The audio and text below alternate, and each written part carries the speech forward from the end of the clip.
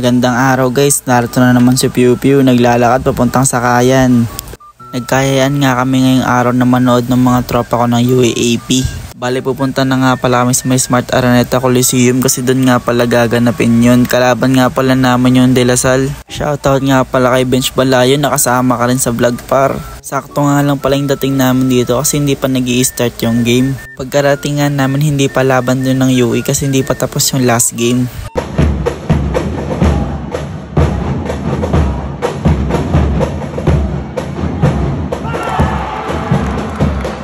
Tapos ito naman yung cheering na nag-perform nung halftime. Sayang nga kasi hindi nanalo yung UE. Ang laki nga ng tambak, ang lakas ng De La Salle. Kaya tayong malas na putol namin yung win streak, nanood kasi kami.